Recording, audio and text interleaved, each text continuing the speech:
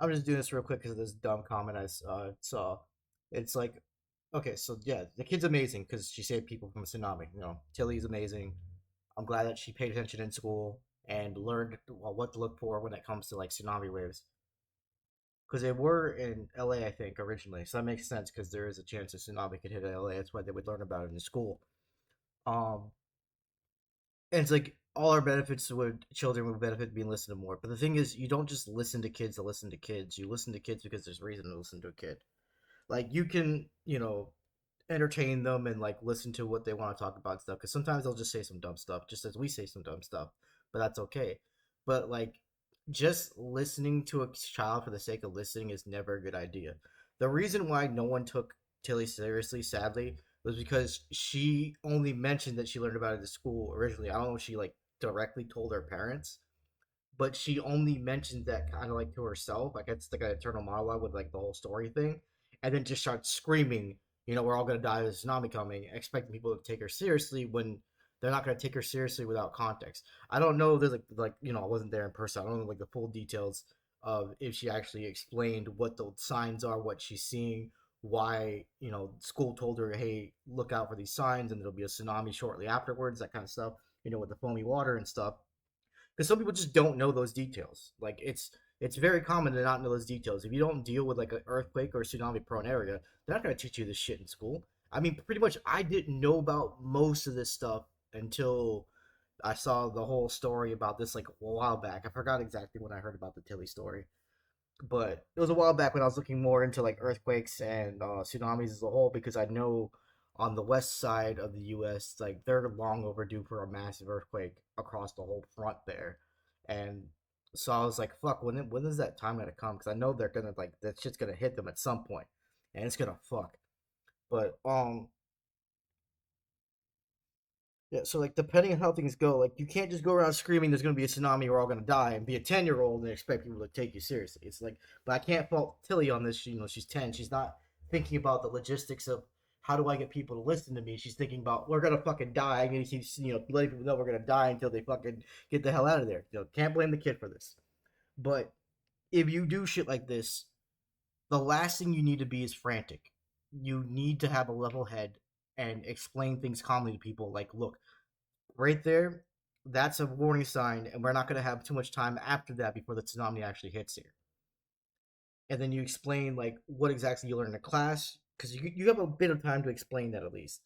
And like what they ended up doing, going to the security guard. Because like if it's security guards frantically running around and screaming and shit, chances are people are going to blindly follow that guy, regardless if they think he's serious or not, or like legit because he's a security guard. Like the dude's telling you evacuate, chances are you're going to evacuate because they most likely got a notification for someone above them to tell people to evacuate. It's not just them saying it, so they feel more of the legit urgency in that situation with them telling it based on the person's profession and what the natural reason for that would be, versus like a 10-year-old just being possibly dramatic and just not wanting to be at the beach so they could probably make some shit up because 10-year-olds do that. It's sad but true. So I don't like these blind takeaways of all our kids should benefit of being listened to more. It's like no, you don't just blind listen to kids because of one incident that ended up being like the kid was right and people didn't take her seriously, but mostly because it was due to her being mainly frantic. Like I said, I'm not there. I don't know exactly how much she tried to explain the details so reasonably they can put it all together and be like, okay, maybe we are actually fucked. Maybe we should get the hell out of here. Whereas it's like throwing the tantrum fits, standing there, being stubborn and stuff. It's like, no, we're not go. I'm not going anywhere until you listen to me. It's like that doesn't do anything. That's just. But like I said, I can't blame her. She's fucking 10. She doesn't have the cognitive uh capacity at this point to think about how do I communicate things effectively so people will actually believe me versus I'm just gonna you know keep saying what I'm saying until they actually listen. Like you can't just do that. You can't just shout at a wall and expect it to like do something. So uh, and in her case, she was lucky. She actually learned about this in school. If you just listen to some 10-year-old for the sake of listening to some 10-year-old, then like it's gonna do more harm than good most of the time. Like I don't like blind takeaways like this. The takeaways with context. If you do happen to like say like you're your Tilly situation.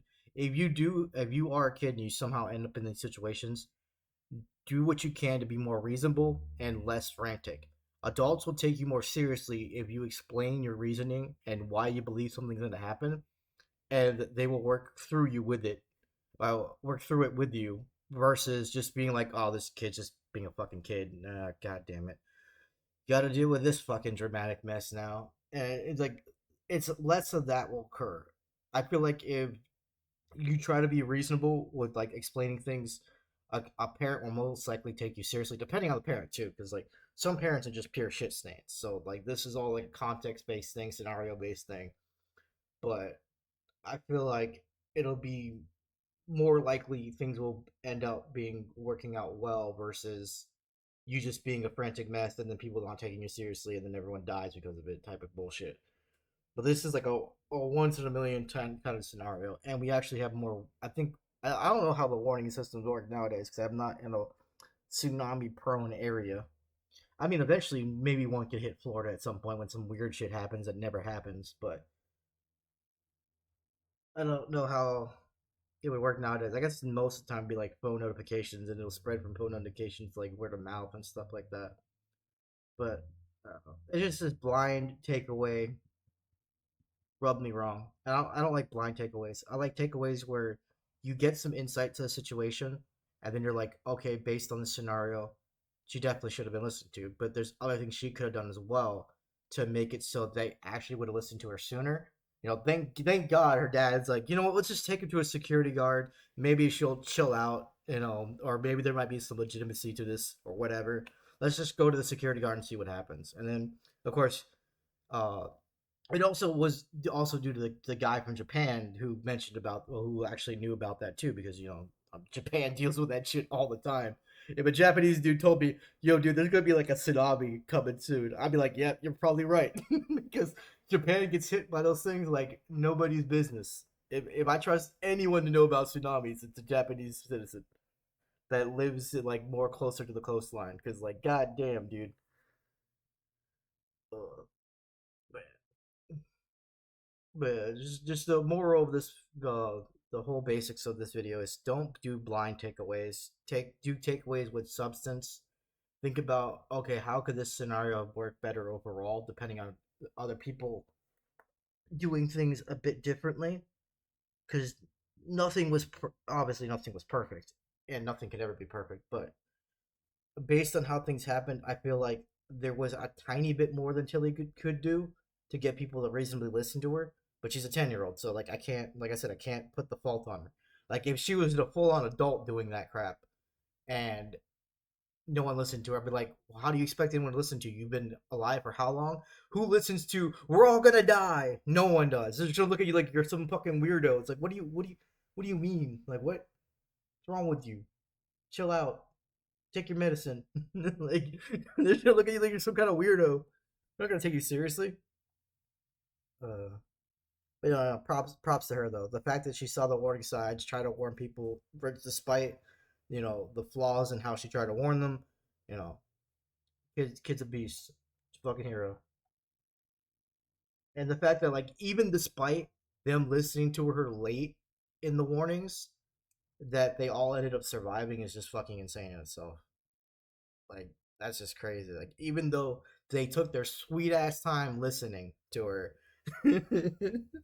they all still made it out. That's just crazy. But yeah, that's just all I wanted to mention. I'm gonna stop this and stop going on a tangent. Peace.